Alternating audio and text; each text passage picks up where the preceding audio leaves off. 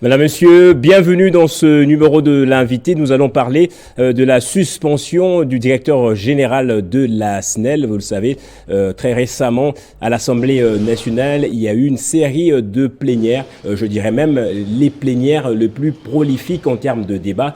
Plusieurs députés sont intervenus pour justement incriminer le directeur général qui avait été interpellé par un député national. L'Assemblée plénière a fini par donner quelques recommandations, dont la suspension du directeur général. Chose faite maintenant, nous allons parler des dessous des cartes de cette suspension avec un communicateur, l'un des membres, l'une des personnes membres de la cellule de communication privée de M. Mbosso Nkodia, Patrick Moulumba. Bonjour et bienvenue à vous. Bonjour, merci beaucoup monsieur le journaliste pour l'invitation. Alors justement, ce sujet fait la une, je dirais, des journaux et des médias, la suspension du directeur général de la SNEL. On y voit une main noire là derrière. On cite notamment M. Mbosso Nkodia ou quelques députés nationaux, notamment au sujet d'une affaire de l'électrification de Karlouka et de la ville, de la province justement du Kwango. Alors moi, ma première question est celle de savoir pourquoi c'est pas le ministre qu'on a interpellé, mais plutôt le DG. Bon, il faut savoir que la Constitution, dans son article 100 alinéa D, donne des prérogatives à l'Assemblée nationale, notamment celle d'interpeller, de contrôler à la fois les gouvernements de la République, les entreprises du portefeuille de l'État, le service public et les établissements publics. Et donc, l'Assemblée nationale a estimé en ce moment-là, à ce niveau-là, qu'il revenait plutôt à monsieur le directeur général de la SNEL de venir répondre à ses préoccupations compte tenu des commissions d'enquête que celle-ci, c'est-à-dire l'Assemblée nationale, avait initiées à l'encontre du comité de gestion. Et donc, je pense que c'est légitime et c'est constitutionnel ce qu'a fait l'Assemblée nationale à l'endroit de M. Lucinde, alors DG de la SNEL. Alors je vais poser des questions des plus simples, justement celles que se pose la population congolaise. Tout est parti d'une interpellation d'un député national, Prosper Boukassa. Les députés justement reprochaient le comité de gestion d'une certaine opacité. Lui-même, M. Lucinde plutôt s'est présenté devant les élus nationaux. Il a tenté de répondre à quelques questions. Il en avait beaucoup, en tout cas, finalement. On a recommandé sa suspension. Alors, les Quinois se posent les questions, même les Congolais dans leur ensemble se posent la question de savoir. Ils ont comme l'impression que c'était une sorte d'acharnement contre M. Fabrice Lucinde. Non, non. Bien au contraire, la population congolaise dans son ensemble, et en particulier la population quinoise est tout aussi contente de cette démarche de l'Assemblée nationale à l'encontre du monsieur le DG de la SNEL qui à bien des égards acquise une certaine incompétence dans sa gestion de cette entreprise d'importance capitale. Je vous dis, oui, de l'acharnement, cette histoire est répétée dans la bouche, pas des Congolais, mais d'une meute que monsieur le DG a constituée dans l'objectif justement de tenter manipuler l'opinion pour faire croire aux gens qu'il ne s'agissait pas d'une action objective de la part de l'Assemblée nationale en son encontre. Et donc comprenez cela comme une subterfuge, une stratégie de manipulation afin de chercher comment se couvrir, chercher comment tirer l'attention ou chercher la sympathie de l'opinion publique par rapport à ce qui lui est arrivé, justement à cause de son incompétence dont il a fait preuve pendant la gestion de la SNEL à la tête de laquelle il dirige.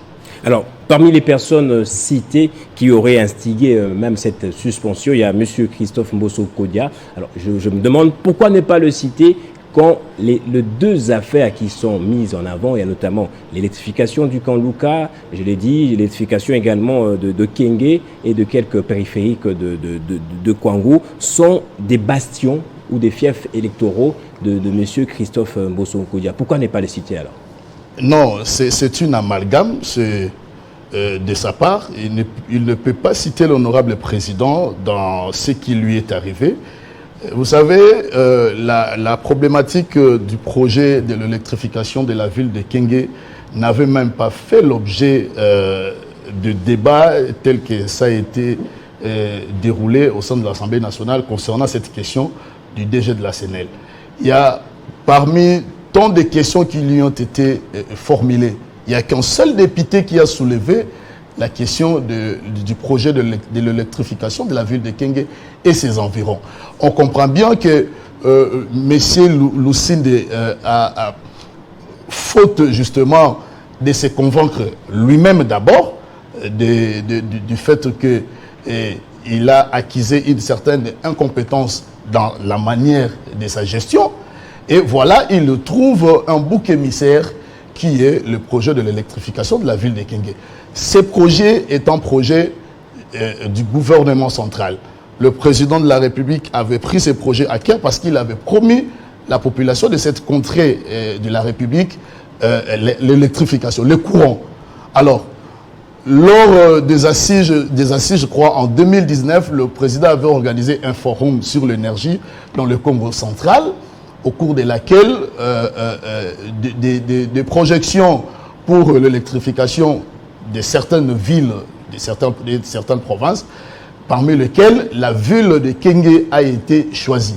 Alors, il a fallu en ce moment-là que le gouvernement provincial profite de cette opportunité pour initier ce qu'on a appelé l'étude de faisabilité, pour voir dans quelle mesure du possible la ville de Kenge devait bénéficier de cette promesse-là du chef de l'État. Et une société privée avait fait des études de faisabilité financées par le FPI, avec le concours, bien sûr, de l'honorable président. À cette époque-là, il était encore simple député, en 2019. Donc, vous comprenez que l'honorable président ne peut pas être pris comme celui qui est derrière la suspension de M. Lucinde, non, pas du tout. Il est bien au contraire soucié des conditions, de l'amélioration des conditions de vie des populations, notamment la population de sa province natale, la province du Kwango. Donc toutes ces accusations-là ne sont que farfelues. C'est un bouc émissaire dans lequel le monsieur veut se cacher pour fuir justement ses responsabilités compte tenu de son incompétence à la tête de la SNEL. Alors vous savez que M. Fabrice Lucinde est l'un des rares mandataires à avoir été recruté sur la base d'un concours. Ben oui. Oui, mais les capacités managériales ont prouvé le contraire de cette réussite de concours. Comment on a fait pour en arriver à la conclusion selon laquelle il est un incompétent? Mais justement parce que l'Assemblée nationale avait initié des missions d'enquête. Le bureau avait dépêché un certain nombre de députés pour aller enquêter à la SNEL. Mais aussi, la commission des ressources hydrauliques avait convoqué M. Lucinde dans ce même sens-là. Et voilà, M. Boukassa, le député national prospère, a estimé que les conclusions de ces enquêtes-là n'étaient pas satisfaisantes. Il fallait, en ce moment-là, inviter les enquêtes reposaient sur quoi exactement?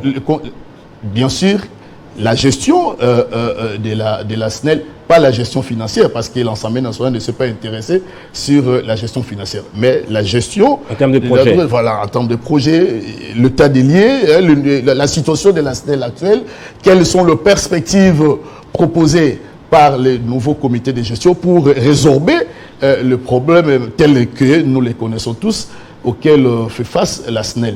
Et figurez-vous que pendant cette interpellation, 10 jours de travaux, dans ces 10 jours, des questions, des préoccupations lui ont été formulées par les élus du peuple et il avait sollicité 48 heures pour venir répondre aux questions des élus du peuple. Mais malheureusement, dans ces éléments de réponse, 48 heures après, le monsieur n'a pas convoqué les élus du peuple.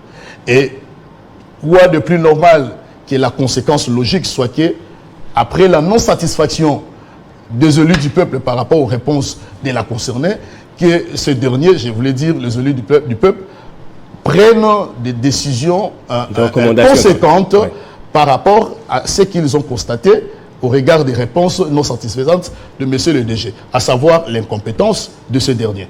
Ils ont agi en conséquence des causes. Mais justement aussi, l'autre question qui taraude les esprits, c'est que M. Fabrice Lucinet n'a même pas fait une année à la tête de la SNEL, alors que nous savons que les problèmes plutôt profonds de la SNEL ne datent pas d'hier. Mais oui, ne pas faire une année à la tête, ça signifie absolument rien. Il fallait qu'on le laisse pendant une année qu'il détruise davantage la SNEL, où il fallait stopper l'hémorragie parce qu'on s'est rendu compte que le monsieur n'est pas la solution, il est plutôt le problème. Il dit que, voilà, derrière ce projet de l'électrification de la ville de Kenge, il y a des intérêts d'un certain nombre d'élus, machin, mais alors que, bien au contraire, c'est lui qui, en voulant désorienter le projet suivant la perspective de la production de la SNEL au niveau de son poste à Bukamalozo, lui, il a voulu amener son projet à lui avec son entreprise pour, cette fois-là, pas de l'énergie électrique, mais plutôt de l'énergie solaire avec l'installation comment on appelle ça, de structures photovoltaïques. Alors que, selon les études et les experts de la SNEL, cette partie de la République ne réunit pas les conditions nécessaires pour de tels projets, étant donné que le niveau d'ensoleillement n'est pas aussi fort que ça pourrait garantir l'électrification des qualités de la ville de Kenge et ses environs. Donc voilà, le monsieur, les élus du peuple se sont rendus compte qu'à 3 mois, le monsieur n'a pas été à la hauteur des attentes de l'entreprise. Mieux serait de stopper tôt l'hémorragie plutôt que de le laisser continuer, attendre comme vous le souhaitez, une année, et ça serait beaucoup plus catastrophique que nous le constatons aujourd'hui. Et si ça avait été un problème d'électrification, notamment je prends un exemple au hasard de la ville de Kindu, on l'aurait déchu comme on l'a fait aussi. Non, le problème c'est qu'il n'est pas déchu plutôt ce n'est même pas la déchéance, c'est-à-dire de suspension. Ce n'est pas par rapport à la question. C'est lui qui tente de faire croire qu'il est suspendu. Sa suspension est un règlement des comptes parce qu'il n'aurait pas accédé aux souhaits des élus du peuple du Kwango pour le projet de l'électrification de la ville de Kenge et ses enfants. Non, c'est faux. C'est-à-dire, les résolutions ont été prises en son encontre par rapport à sa gestion qui a été jugée d'incompétence. C'est justement ça. La question de l'électrification de la ville de Kenge n'est qu'un subterfuge, n'est qu'un bouc émissaire que le monsieur tente de ramener sur la table pour manipuler l'opinion, trouver de la sympathie auprès de cette dernière. Mais il ne va pas l'obtenir étant donné que cette question-là, il doit y avoir une tentative de la mafia, ça doit être lui, parce qu'il a voulu écarter un projet beaucoup plus efficace au profit d'un projet qui bénéficierait de son entreprise pour l'installation des centres photovoltaïques qui allaient produire de l'électricité de très mauvaise qualité pour cette contrée très stratégique. Et d'ailleurs, il faut dire que ce projet-là, tel que ça a été développé, c'était pour justement relever le défi du développement socio-économique de la province du Kwango, parce que ça devait répondre au problème de l'industrialisation de cette contrée au regard des ressources dont dispose le sous-sol de cette province stratégique. Et donc, vous imaginez que le monsieur a voulu délibérément priver la population de cette contrée Ben, d'un élément déterminant vous pouvez pour nous son rappeler développement. quelle entreprise ou personnalité a produit la contre-expertise qui a prouvé que une énergie ou une centrale photovoltaïque aurait produit de l'énergie de faible qualité dans le Congo? D'abord, les experts de la SNEL. Les experts qui Les sont experts sous de tutelle, la sous SNEL. autorité de M. Lucinde. Ben oui, les avis de ces experts ont été aux antipodes de ces recommandations parce qu'ils ont estimé que le niveau de production de l'électricité au niveau de Boukango-Lonzo est tellement important que, et d'abord inexploité, qu'il fallait l'exploiter, mais aussi le niveau d'ensoleillement dans cette contrée sera faible et donc ça ne va pas permettre à un projet tel que l'installation de photovoltaïque. Mais aussi, il y a une firme américaine de l'État de Californie qui a une expertise sur les énergies solaires, avait émis ce même avis-là, que cette contrée avec la province, je crois, du Kasaï, et bien d'autres provinces souffrent justement de ce problème-là, de faible niveau d'ensoleillement et ne pouvant pas en ce moment-là permettre des projets tels que l'installation de centres photovoltaïques pour donner de l'énergie électrique aux populations de la province du Congo. Et quel type d'énergie il convient de développer alors dans le Congo? Non, mais le courant électrique avec l'installation de la centrale hydroélectrique. Non, ce n'est pas hydroélectrique, la production c'est au niveau du Boukango-Lonzo. Oui. Boukango-Lonzo, parce qu'il y a une unité de la SNEL qui a produit de l'énergie à très haute quantité et qu'il fallait desservir la ville de Kenge et ses environs, d'où le projet tel que ça a été enclenché par le gouvernement provincial, mais par après récupéré par le gouvernement central parce que imaginez que c'est le chef de l'État qui avait promis à la population de Congo de lui donner du courant électrique. Alors, vous savez également que le rapport ou la patrouille financière de l'IGF n'a retracé aucun fait de détournement. Et l'inspecteur général en chef de l'IGF, M. Jules Alinguete, a semblé justement, il a été surpris de voir que les députés ont recommandé la suspension du DG Fabrice Lucinde. Mais d'entrée de jeu, je vous ai dit que la commission d'enquête de l'Assemblée nationale ne consistait pas à aller enquêter sur la gestion financière, non, pas du tout. Donc, ce qu'a fait M. Alinguete, c'est une démarche tout autre que celle entreprise par l'Assemblée nationale. Mais c'est quand même un mandataire qui ne détourne pas. On a besoin. Non, mais l'incompétence n'est pas seulement le détournement, mais aussi la faible capacité du manager pour résoudre le problème structurel, le problème qui se pose au sein de la société. C'est sa faible capacité managériale qui a attiré l'attention des élus du peuple pour voir comment sauver cette entreprise et trouver un homme meilleur, capable, dynamique pour apporter des solutions et non en ajouter des problèmes. Alors, on va peut-être dire un mot sur la sortie officielle annoncée de l'Union sacrée de la Nation. Ça va intervenir justement à la fin de cette semaine. L'Union sacrée de la Nation a fonctionné pendant longtemps comme une sorte de nébuleuse. Aujourd'hui, après la sortie du bloc, je dirais, bloc patriotique de l'opposition à Lubumbashi, directement, on voit l'Union sacrée annoncer sa sortie officielle. Est-ce que ça veut dire que la peur gagne déjà le terrain du côté du pouvoir? Non. La peur gagne du terrain du côté de l'opposition parce que c'est l'opposition qui a emboîté le pas à l'Union sacrée. L'Union sacrée avait déjà en son temps annoncé sa sortie officielle. Plus d'une année, il y a plus d'une année passée. Voilà, sa sortie officielle au stade de Martyr. Donc c'est l'opposition qui s'est agitée après cette structuration de ce méga plateforme politique que l'Union sacrée et que l'opposition s'est agitée et a pris conscience du danger dans lequel il se trouve et qu'il faut en ce moment-là prendre des dispositions. Voilà pourquoi ils ont annoncé et également organiser une marche, je crois, pour le mois de mai. Donc voilà, l'Union Sacrée avait programmé son activité. D'abord, ça a été prévu pour le samedi passé, ça a été reporté pour des raisons d'ordre technique et ça aura lieu ce samedi. Je vous dis que le peuple est dans l'euphorie. La ville de Kinshasa est en ébullition en ce moment parce que au stade de Martyr, l'Union Sacrée attend mobiliser plus de 80 000 personnes.